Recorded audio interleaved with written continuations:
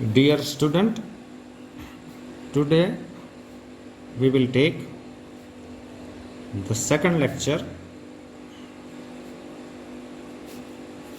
of quantum mechanics physics paper PH 4502. In the first lecture we have derived the Schrodinger equation for a particle moving in one dimension, say along x-axis, okay, in which we have considered a particle, say as for example electron, having mass m, is moving with velocity v along x direction. So we have considered a particle, as for example electron, having mass m, and this particle is moving with velocity v in one dimension along x-axis. Now you know very well that according to de Broglie hypothesis, a harmonic wave is associated with this particle. According to de Broglie hypothesis, a harmonic matter wave is associated with this particle electron, and this harmonic wave associated with the particle is represented by wave function psi. So the wave associated with particle is represented by wave function psi. Okay, we have discussed that wave function psi is a function of two coordinate x and type t. Okay, so according to de Broglie hypothesis, a harmonic matter wave associated with the particle electron is represented by wave function psi. Okay, now if the shape of the wave is a cosine wave, if the shape of the harmonic wave associated with the particle is a cosine wave, then it is represented by cos omega t minus kx. And if the shape of the matter wave is a sine wave, then it is represented by b sine omega t minus kx. In general, the harmonic wave associated with the particle, say electron, is represented by a linear combination of cos and sine, that is a cos omega t minus kx plus b sine omega t minus kx. So a harmonic wave associated with particle is represented by a linear combination of cosine wave and sine wave, that is a cos omega t minus kx plus b sine omega t minus kx. Okay, in the last lecture, okay, I told you the value of b will be minus ia. The value of b is minus ia. So a cos omega t minus kx, b is equal to minus ia sine omega t minus kx. If I take a common, then I have cos omega t minus kx minus I sine omega t minus kx, right? This linear combination of cos sine omega t minus kx and sine omega t minus kx is the exponential function denoted by e raised to minus I omega t minus kx. Okay, so this is the wave function psi, right? This is the wave function psi which represents the harmonic wave associated with the particle, which is a linear combination of cosine wave and sine wave, right? Okay. Now this wave function psi is complex. Wave function psi is complex. So it is not directly measurable.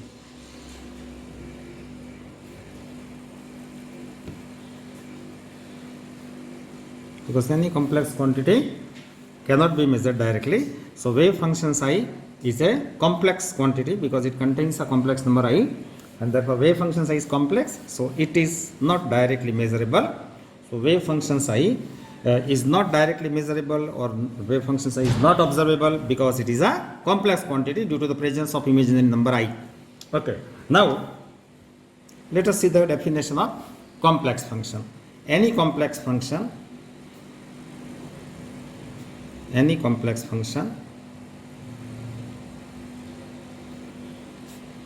is represented by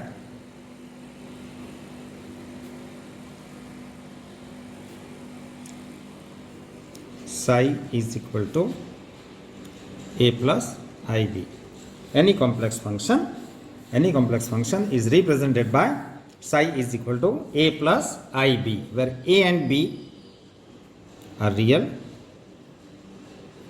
and I is a imaginary number or complex number. Its value is under root minus 1. So you must have studied the definition of complex function, that any complex function psi is defined by a plus ib, where a is real, b is real and I is a complex number. Its value is under root minus 1. Okay, now the complex conjugate of this psi,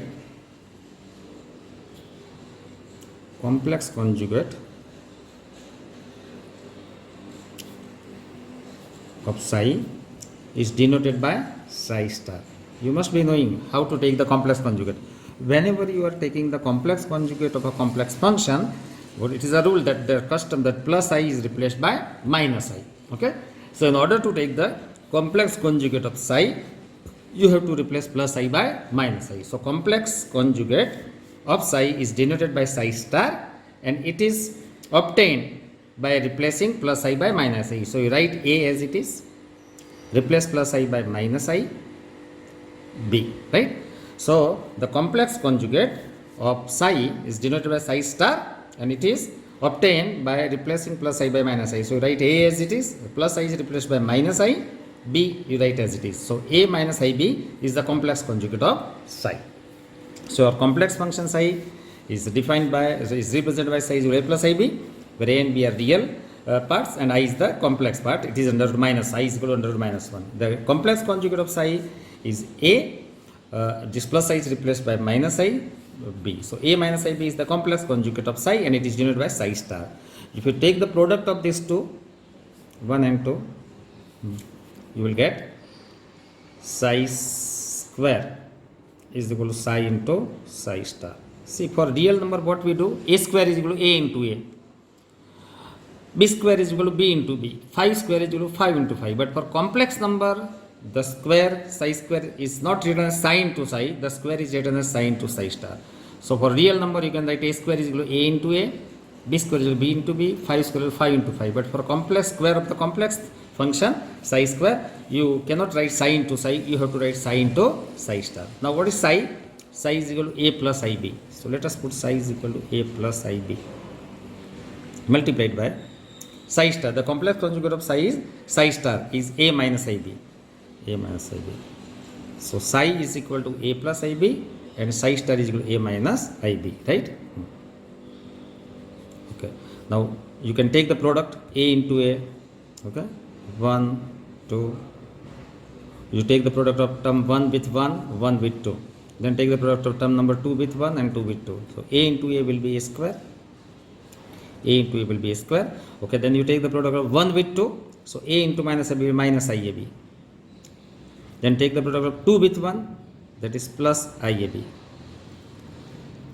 And last term 2 into 2 will be minus I square b square. This plus ib minus ib is cancelled. Okay, so psi square is equal to a square. The value of I is under minus 1, so value of I square will be minus 1. So this minus minus plus, so value of psi square will be a square plus b square, right? Okay, so a is real, b is real, so psi square is real. Okay, so psi itself is complex, but psi square is real. It means that the wave function psi does not carry any physical meaning, but psi square has the physical meaning. So I mentioned that wave function psi is complex. Wave function psi is complex. Therefore, psi does not carry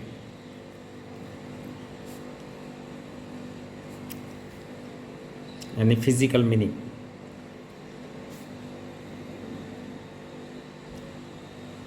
Wave function psi is complex, So it is not directly measurable. Wave function psi is not observable. Therefore, wave function psi does not carry any physical significance or physical meaning because it is a complex quantity. But psi square. But psi square, as you have seen, the psi square is defined as psi into psi star. Psi is a plus ib and its complex sum of psi star is a minus ib. If you take the product of a plus ib and a minus ib, you will get a square plus b square. So psi square is real. So psi square is a real quantity. Psi square is a real quantity.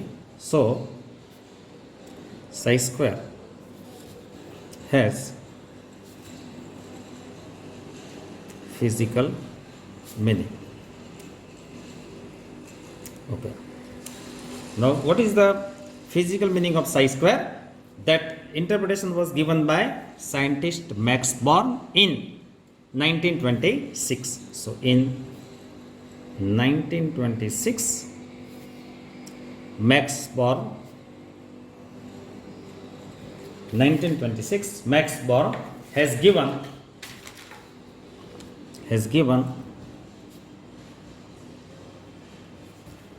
statistical interpretation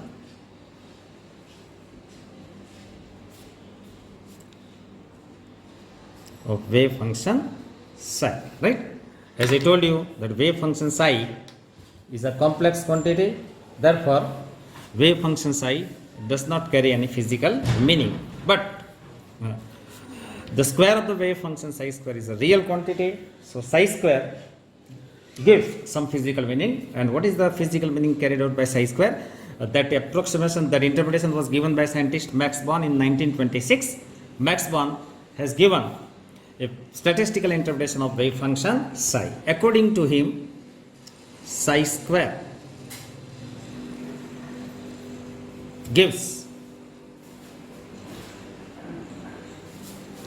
the probability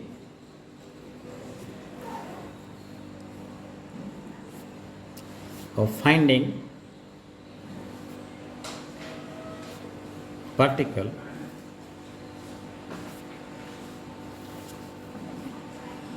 around point x at time t. So according to Max Born, statistical interpretation given by scientist Max Born in 1926, psi square gives the probability of finding the particle around point x at time t. So I consider one dimension. Let us consider x-axis. Okay, suppose this is the point x. Point x. This is a particle. Okay. Then the wave function of the wave associated with this particle is psi. Okay. Then if you calculate the square of the wave function psi. Okay, what is psi? Psi is the wave function of the wave which is associated with this particle. Psi is the wave function of the wave associated with this particle. If you find the square of the wave function psi associated with this particle at point x, okay, then the square of the wave function psi at point x will give the probability of finding the particle at point x at time t. Suppose the value of psi square at point x is 0. It means that, okay, particle does not exist at point x. Particle x point पे नहीं है because the value of psi square at point x is 0. It means that particle is not existing at point x. Suppose the value of the probability at point x is 1, right? If the probability of finding the particle around point x is 1, then particle is existing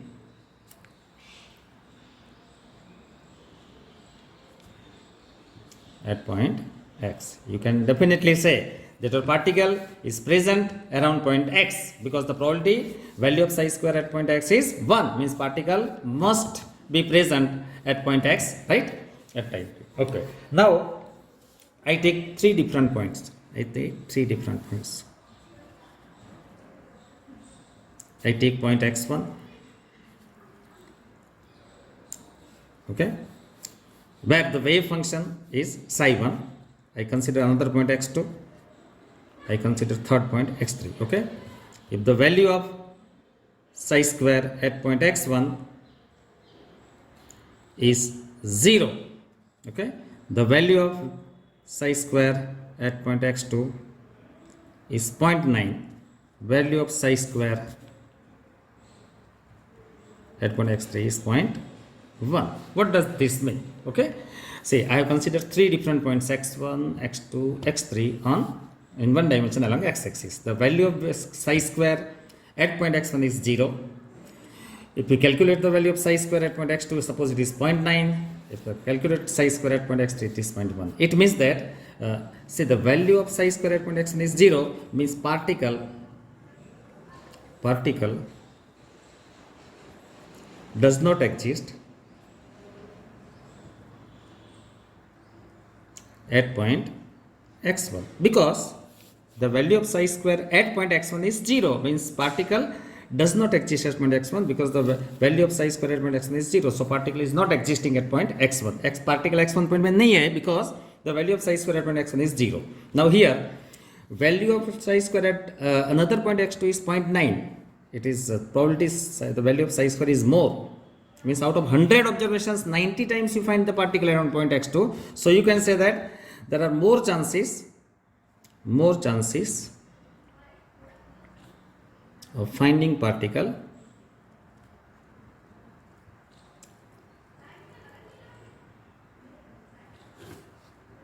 around point x2, right? If the value of probability psi x2 square around point x2, psi x2 square is 0.9, means out of 100 observations, 90 times you find the particle around point x2. So there are more chances of finding the particle around point x2. Okay, and in the same way, if the psi square, value of psi square at point x3 is 0.1 less, you can say that there are less chances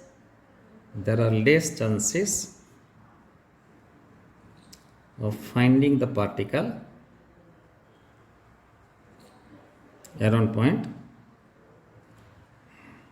x3. Okay, so if probability at point x1 is 0, means particle is not existing at point x1.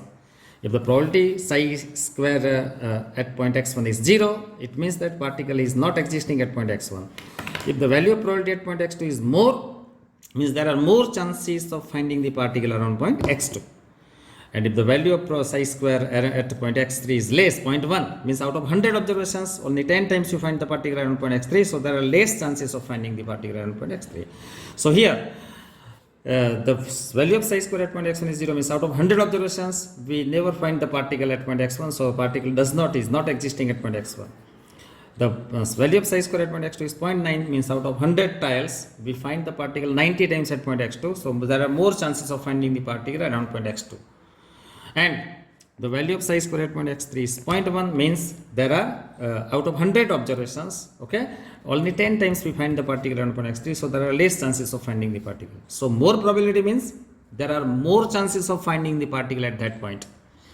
Less probability means there are less chances of finding the particle at that point. If probability is 0, means particle is not existing at that point. And if probability is 1, means particle is definitely present at that point. Okay, so this is the meaning of psi square. Okay, this is the physical interpretation given by scientist Max Born. Okay, now we define, okay, in 3 dimension. Okay, now we consider a particle around point x. Okay, we consider a one box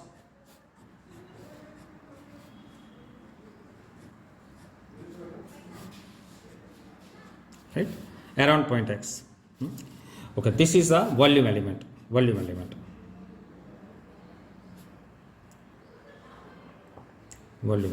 Right?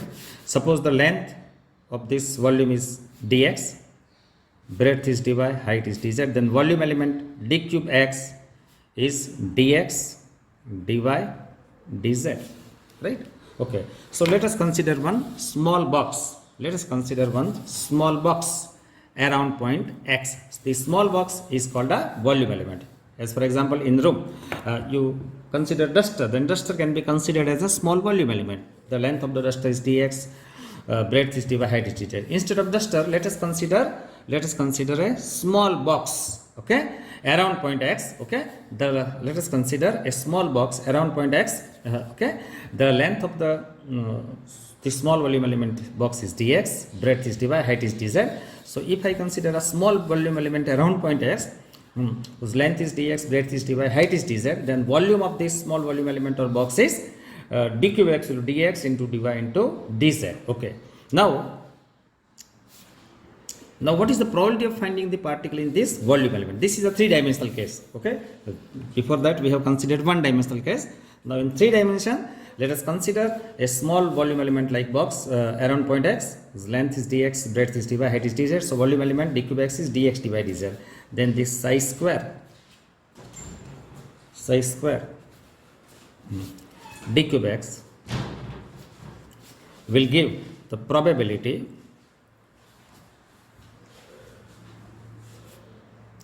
of finding the particle in a d cube x volume element around point x at time t, right? So if you imagine a small volume element like box, okay, whose volume d cube x is dx into dy into dz, then psi square multiplied by volume d cube x gives the probability of finding the particle in a small d cube x volume element around point x at time t. So psi square, psi xt square multiplied by the volume element d cube x gives the probability of finding the particle in a small box of volume d cube x, okay, around point x at time t, right? In the same way, if the probability is more, you can say there are more chances of finding the particle in this volume element. If probability is less, there are less chances of finding the particle in this volume element. Okay. Next, if I take the volume element as 1,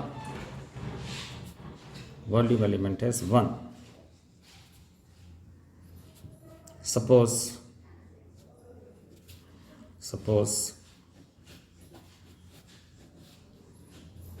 the length of the box is 1, breadth is 1, height is 1, right?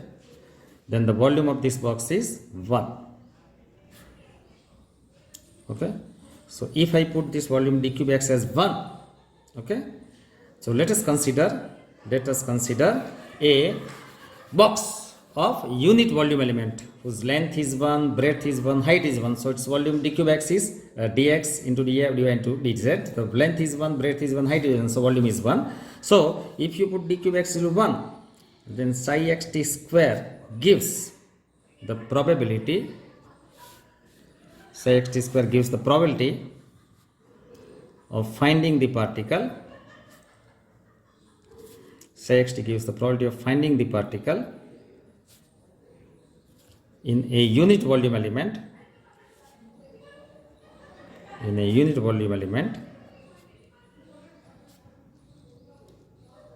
around point x at time t, right? So psi square, because volume d cube x is 1, because length, we have considered a unit volume element, a box of unit volume whose length is 1, breadth is 1, height is 1. So its volume d cube x is dx into dy into dz, 1 into 1 into 1. So if you put the volume 1, then psi square into 1 will be psi square, gives the probability of finding the particle in a box of unit volume element around point x at time t. The probability of finding the particle in a unit volume element is called probability density.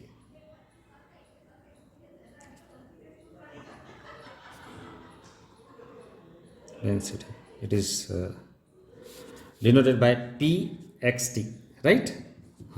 So what is the probability density? You can be asked an objective question. What is the probability density? You can write that it is a probability density is the probability of finding the probability density is the probability of finding the particle in a box of unit volume whose length is 1, breadth is 1, height is 1. Okay. So in a box of unit volume element whose length is 1, breadth is 1, height is 1, the probability of finding the particle in a unit volume box of unit volume is psi square, and this psi square is called the probability density, denoted by pxt. So probability density is the probability of finding the particle in a box of unit volume element whose length is 1, breadth is 1, height is 1, okay, and it is denoted by pxt, okay. So psi square is called probability density, denoted by pxt, okay. Now lastly, if I take the length of the box infinite, breadth of the box infinite, and height of the box infinite. Okay, so let us consider a infinite dimensional box whose length is infinite, breadth is infinite, height is infinite. So volume of the box is infinite. Then I have to take the integration of this psi xt square d cube x, okay, integration, okay. So this integration of psi xt square d cube x gives the probability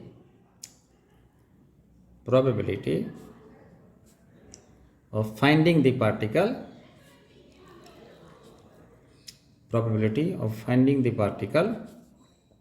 in infinite space, right, from minus infinite to plus infinite. So if you integrate this probability psi square d cube x, over the infinite space from minus infinite to plus infinite, then it will give the probability of finding the particle in infinite space. अभी आपको मालूम है कि आपका particle space में तो किधर तो एग्जिस्ट है, so the probability of finding this particle is always 1, because as long as the particle is existing, it must be present somewhere in the space. Suppose particle Ahmedabad में नहीं है तो बॉम्बे में होगा, बॉम्बे में नहीं तो यूएस में होगा, यूएस में नहीं तो रशिया में होगा, किधर particle is present over the infinite space. So आपको अहमदाबाद में नहीं मिलेगा तो बॉम्बे में मिलेगा, बॉम्बे में नहीं है तो यूएस में मिलेगा, यूएस में नहीं तो रशिया में मिलेगा, किधर तो पार्टिकल प्रेजेंट है. So that for the probability of finding the particle in the infinite space is always 1 as long as the particle is existing, okay. So you must know the meaning of these three quantities, that psi square is the probability of finding, psi square defines the probability of finding the particle in a box of unit volume element at time t, and it is called probability density, okay. Then psi square into d cube x, let us consider a small volume element d cube x whose length is dx, breadth is dy, height is dz. So in a small volume element d cube x, psi square multiplied by d cube x gives the probability of finding the particle in a d cube x volume element around point x at time t. And if you integrate this probability psi square d cube x over the infinite space from minus infinite to plus infinite, it will give the probability of finding the particle in the infinite space. और infinite space में तो आपको particle मिलेगा, कोई भी जगह पे present होगा. अगर हमारी कॉलेज में नहीं है तो अहमदाबाद में होगा, अहमदाबाद में नहीं तो बॉम्बे में होगा, बॉम्बे में नहीं हो तो कोई दूसरे स्टेट में होगा, राइट, कोई दूसरा कंट्रीज में होगा. So as long as the particle is existing, the probability of finding the particle in infinite space is always equal to 1, okay. Now if the particle is moving in one dimension, I consider 2 points x1 and x2, then probability of finding the particle between these 2 points is given by, so I give one small definition, probability of finding particle between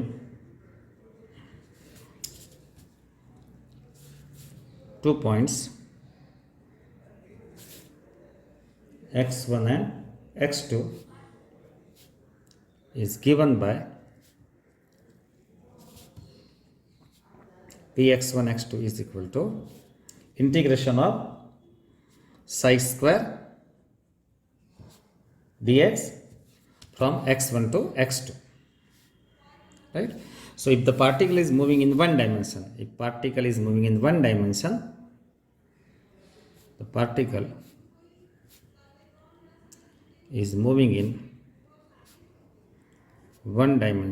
along x-axis.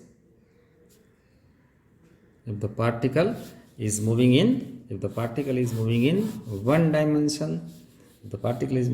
dimension along x-axis, then if I consider 2 points x1 and x2 along x-axis, then probability of finding the particle between 2 points x1 and x2 of x-axis is given by integration of psi square dx from x1 to x2, right. So if the particle say electron or any particle is moving along x-axis, okay, in one dimension, then probability of finding the particle between 2 points x1 and x2 of x-axis is defined by integration of psi square dx between the limit x1 and x2. So integration of psi square dx within the limit x1 to x2 gives the probability of finding the particle between 2 points x1 and x2, okay, of the one dimensional case. This is the one dimensional case. Okay, now I give you a small example so you can understand how to calculate the probability. Okay, let us consider a small example. Okay, that a particle is moving along x-axis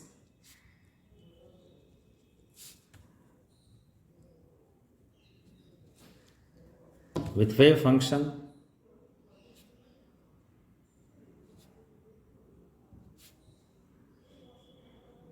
psi is equal to ax. Find the probability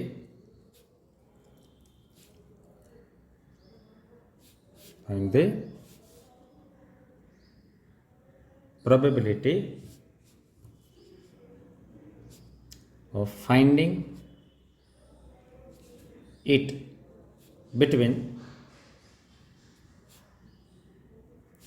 2 points x1 is equal to 0.45 centimeter and x2 is equal to 0.55 centimeter. This is your example. Okay, let us see a small example how to find out the probability.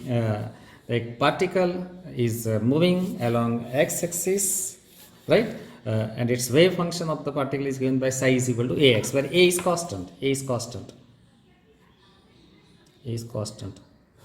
and x is the different position of the particle, because when a particle is moving along x-axis, the value of x coordinate is going to change, right? So particle is moving along x-axis, okay, its wave function is given by psi is equal to ax, where a is constant and x is the different positions of the particle along x-axis. When particle is moving, x is continuously changing, right? Okay, now you are asked to find the probability of finding the particle. Calculate the probability of finding the particle between 2 points x1 to 0.45 centimeter and x2 to 0.455. So this is the x-axis. I consider 2 points. x1 is equal to 0.45 centimeter is my one point, and my another point x2 is 0.55 centimeter. ये दोनों point के बीच में particle के होने की probability कितनी है, that we want to find out, right? So I am considering 2 points. This is the origin, x is equal to 0, right? So let us calculate the probability of finding the particle. Between 2 points